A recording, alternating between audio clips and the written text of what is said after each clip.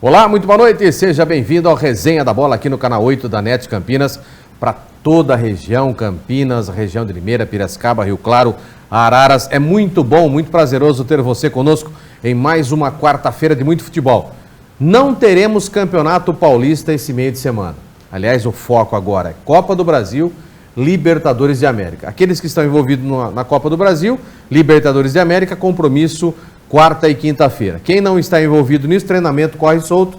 A gente vai falar de Ponte, vamos falar de Guarani, a Ponte Preta, Copa do Brasil também, compromisso até que difícil, depois a gente vai comentar um pouco. Tudo bem que joga em casa, mas é uma situação um pouco diferente. Época de ranqueamento, essas coisas, empate, tem tudo isso, nós vamos falar sobre essa situação, tem que vencer. E vamos falar também da semana do Guarani, antes do próximo compromisso de final de semana. Vamos falar também de Libertadores de América. Hoje, enfim, começa a Libertadores. Começou ontem para os brasileiros, mas hoje rodada completamente cheia dessa fase pré-Libertadores, chamada de primeiro confronto da pré-Libertadores da América, com confrontos legais. Ontem, alguns jogos também. Internacional dos brasileiros acabou estreando ontem no Chile, aproveitando-se da situação complicada que vive o Chile em termos de política, né? E nós vimos ontem protestos, o torcedor queimando as coisas na arquibancada, uma situação muito complicada. Boa noite, Marco Aurélio, seja bem-vindo nessa quarta-feira. Boa noite, Guina. Boa noite a todos que estão nos acompanhando pelo canal 8, NET Campinas. Guina, muita coisa para se falar, né? É. Libertadores, Inter Copa ontem. Copa do Brasil, cara. Copa do Brasil. Também. O Inter já deu um passo, né, para classificar, mata em casa, agora terá a quarta-feira que vem para matar o time chileno. Esses timezinhos sul-americanos são complicados, né? Mais fora de casa do que em casa. Inclusive, time chileno, os times são muito fortes, eles têm uma característica um pouco argentina de se jogar. E a gente sabe que jogar com argentino, mesmo jogando aqui no Brasil, é muito difícil, muito complicado, mas um empate é sempre um empate, né? É verdade. Eu convido você que está assistindo o nosso programa. Guina, hoje eu não consigo assistir porque eu não tenho neto em casa, sem problema. Você tem várias opções para assistir o nosso programa, o Resenha da Bola.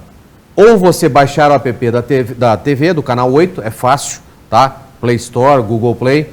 Você vai até o seu smartphone e baixa o nosso app, o nosso app, tá? Do canal 8. Ou também você pode assistir através do nosso site, www.resenhadabola.com.br. Eu convido você também a participar. Você pode assistir no tablet, no seu celular, no seu smartphone, em qualquer lugar do mundo. Basta você digitar canal8.tv.br ou resenhadabola.com.br ou através do app também do Canal 8. Você assistirá ao nosso programa e também toda a programação do Canal 8 ao vivaço, sempre aqui, o nosso programa às 7 da noite.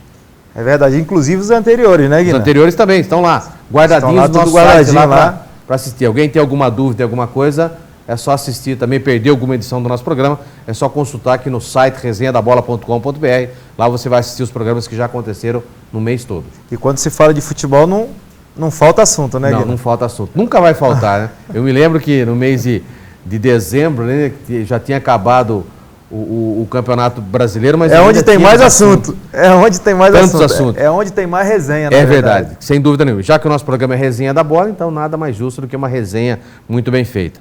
Marco, vamos começar falando de Ponte? Uma grande pergunta no ar. Gilson Kleina, fica ou não fica? Em todos os sites, em todas as discussões que se fala de futebol, a grande pergunta: Gilson encara uma sequência até o final do Campeonato Paulista, agora com Copa do Brasil junto.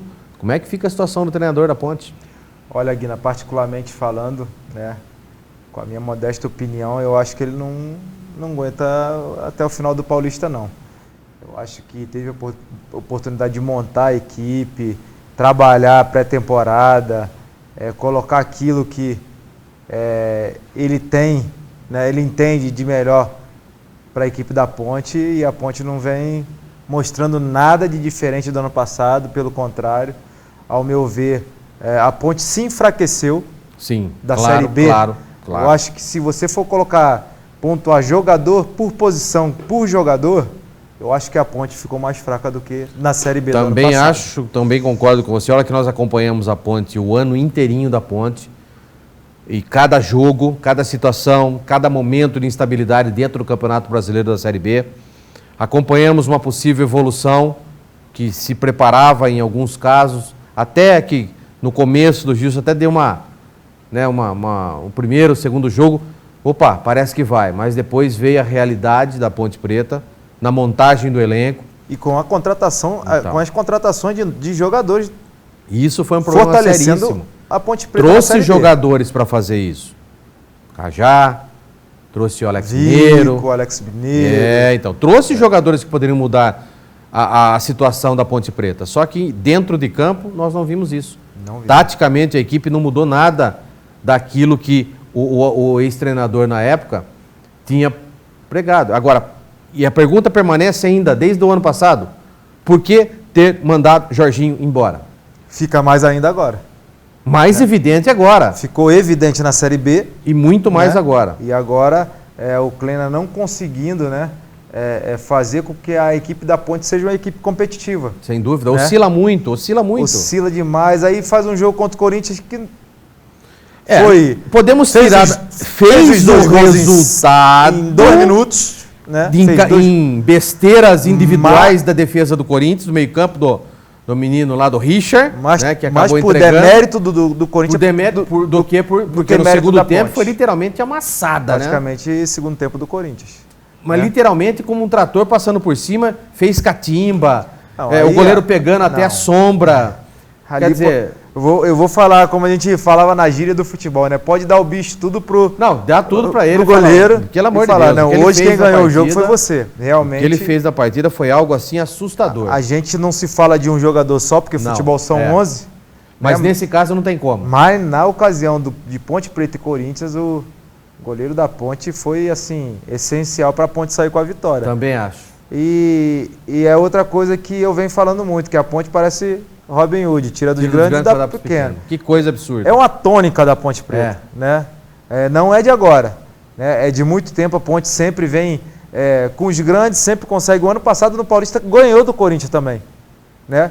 E consegue tropeçar nos pequenos. Que coisa, né? É por isso que a Ponte não consegue ter uma sequência boa de campeonato por causa disso. E ela poderia contra a Inter de Limeira, né? Que tinha acabado de vir uma vitória contra o Corinthians.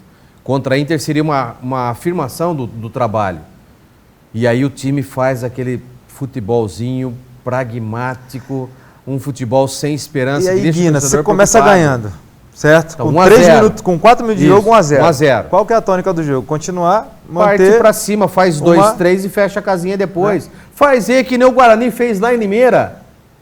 O Guarani jogou com essa 1, 2, 3, 4. 1, 2, 3, 4, poderia ter feito muito mais. O Mirassol jogando fora de casa contra o Botafogo. Fez 1, 2, 3, 4, 5, 6. Então quer dizer, a Ponte Preta não consegue teve chances de fazer, mas não foi eficiente no momento de botar essa bola para dentro. Aí começa a ser amassada, começa a ser pressionada, a defesa é fraca. Não sei, esse time para a Série B, se permanecer com o Kleber na defesa... Já tem que se pensar uma outra situação. Quer continuar com o Kleber? Ok. Coloca um terceiro zagueiro. E foi um jogador que veio para solucionar o problema da Ponte ali. Coloca um terceiro. Por que mandou o outro zagueiro embora lá, tão experiente que era? Que era o capitão, era o jogador. Isso. E era um bom jogador, ao meu ver. Eu falei isso aqui. Também acho. Para mim era um jogador, o Renan Fonseca. Era um jogador para mim que a Ponte não poderia se desfazer dele, porque era um jogador que mantinha uma média de partida muito boa, um jogador muito bom no alto, qualidade, bom na bola aérea. Era um jogador interessante para nível de Ponte Preta. E a Ponte Preta liberou ele e ficou com o seu reserva, né? Com reserva da defesa, porque jogava mais de lateral e hoje é o titular da Ponte. Né? Então, assim, não se entende como que é feito esse planejamento de montagem de elenco. Há muito tempo eu cobro isso. A Ponte Preta realmente, nas montagens, tem falhado demais. Aí não entra a questão de dinheiro. Quem é o responsável por isso, né? É o Gustavo, hoje é o Gustavo. Então, mas aí é que tá, poxa Então, vida. assim, é um cara que eu elogiei muito ano passado, mas infelizmente, tem errado demais. As escolhas não estão sendo boas, né? Então, assim, a gente fica esperando a Ponte Preta se ressurgir no próximo ano que entra, numa nova montagem, mas está sempre a mesma tônica. A Ponte Preta sempre montando elencos para os próximos campeonatos, porque não consegue acertar, principalmente no Paulista. Imagine agora no Paulista se fizer uma campanha fraca, que ao que tudo indica, se não houver uma reabilitação, uma nova montagem para a Série B do Brasileiro. O que vai acontecer? Vai ter que contratar mais 10 jogadores? Esse é o maior problema. E o planejamento financeiro foi por água abaixo. Cadê o planejamento financeiro? Porque você faz um planejamento financeiro em cima daquilo que você pode gastar.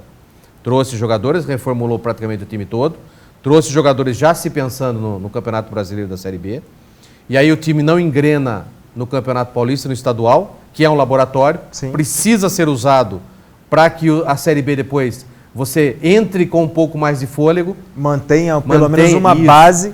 Que as primeiras rodadas, as primeiras 10 rodadas para mim do Campeonato Brasileiro da Série B podem ser decisivas. Se você já tiver um elenco montado, um time bem montadinho, encaixado, vai ficar muito mais fácil o seu trabalho no início da Série B. Porque o início da Série B, os que não estão disputando, os que saírem precocemente dos seus campeonatos estaduais, vão estar remontando equipes. E se você já tem uma equipe encaixadinha, vai ficar muito mais fácil você trabalhar. Muito mais fácil. E essa está sendo sempre a dificuldade da Ponte Preta. Manter uma base de um campeonato para o outro. E quando aparece um ou dois jogadores, né, a Ponte tem que se desfazer para poder fazer um caixa por causa da parte financeira. Até concordo, porque às vezes você traz um jogador com valor agregado baixo, você faz uma situação, mas agora, os jogadores que, para repor isso, que está sendo o problema. A Ponte não consegue repor a altura. Se entra dinheiro é porque você consegue fazer um caixa. E com um caixa você consegue pelo menos repor a altura. Né? Com um que você vendeu, você traz dois, pelo menos do mesmo. Não é o que vem acontecendo. Também acho. 2 jogos que eu acho fundamental para o Gilson, eu acho que decreta a situação dele na Ponte Preta. O jogo contra o Palmeiras em casa sábado, um jogo importantíssimo. Sábado, nós vamos ver, vai ter que ter um comportamento como teve mais ou menos o Red Bull contra o Palmeiras. O Red Bull já mostrou como se joga contra o Palmeiras. E se não tiver um comportamento muito próximo, com a bola nos pés, sufocando para cima, se deixar a bola para o Palmeiras jogar, perde o jogo. É que o Palmeiras contra o Red Bull foi muito abaixo, né? Foi, individualmente falando. Mas porque o Red Bull proporcionou isso ao Palmeiras. O Red Bull também fez um bom jogo. Não deixou com que o Palmeiras ficasse com a bola. É verdade. Não permitiu com que os principais jogadores do Palmeiras jogassem. Forçou o técnico Luxemburgo a fazer modificações no segundo tempo que melhoraram a equipe. Mesmo assim, o Palmeiras ainda não foi suficiente habilidoso para inverter uma situação. Acabou fazendo um gol, foi 2-1, mas mesmo assim acabou ainda não tendo forças para empatar. É porque o Palmeiras hoje conta muito com o Dudu, né? Então, Dudu não está jogando assim, nada. Não, realmente... Quando entra o William é fundamental para o time. Sim. Mas a defesa, ao meu ver, é fraca. É fraca. O Gustavo Gomes já é um zagueiro lento. E ainda você coloca Felipe Melo do seu lado. Acho que estão perdendo a oportunidade de testar outros zagueiros ali, de colocar outros zagueiros que tem no elenco zagueiros de altíssima qualidade. E até porque, Guiné, eu acho que o Felipe Melo ia produzir muito mais. Muito mais. De jogando volante. Na cabeça de área como volante. Isso aí eu acho que ele ia dar uma força muito maior para o Palmeiras. Concordo com você. Né? Nesse sentido, a gente já conversou sobre isso, inclusive, aqui. No programa de segunda-feira. Né? Então, a gente já falou isso aqui, que o Felipe Melo seria importantíssimo para o Palmeiras, né? Ainda mais depois que perdeu o outro volante, que era um volante de chegada, é um volante que, inclusive, faz a diferença, que era o Bruno Henrique. Né? Eu acho que o Felipe Melo seria essencial jogando naquela posição de volante. Então, a Ponte Preta vai ter que mudar o seu jeito de jogar contra o Palmeiras sábado, aqui no Majestoso. E na quinta-feira que vem, vai até o Sul jogar contra o Novo Hamburgo. A Ponte tem a vantagem do empate, porque é melhor ranqueada na CBF do que o Novo Hamburgo. Então a vantagem do Novo Hamburgo de não ser ranqueado é simplesmente o fato de jogar em casa. Mas o empate dá à Ponte Preta a facilidade de passar a outra fase. São 450 mil agora. 540 agora. Fora a questão financeira, né? Mais 500 mil, 540 na próxima fase. E se passar depois 1,5 milhão. Então, vencendo essa, já ganhou 540 mil parece. Ou 450, alguma coisa assim, só pela participação. Não me lembro agora dos valores. Se passar pelo Novo Hamburgo, mais 500. Se passar da outra fase depois, 1,5 milhão. Não resolveria o problema da ponte? A Copa do Brasil tem sido um campeonato... Claro que tem. Que está chamando muita atenção dos clubes. Sem dúvida nenhuma. Está sendo um diferencial nesse sentido, financeiro. É a competição que mais paga hoje na América do Sul. Até mais do que a Libertadores. Muito mais do que a Libertadores. Muito mais, não é mais. É muito mais do que a Libertadores. Então, hoje em dia... E dá vaga para a Libertadores. É aí que tá. Tem que ser inteligente. Tem que ser inteligente para disputar uma competição como essa. Vamos à primeira parada aqui do Resenha da Bola. Logo após as mensagens comerciais, estaremos de volta, é rapidinho. Eu convido você, tá tranquilo, de boa? Entre no site resenhadabola.com.br e confira nossas novidades. Daqui a pouquinho nós voltaremos.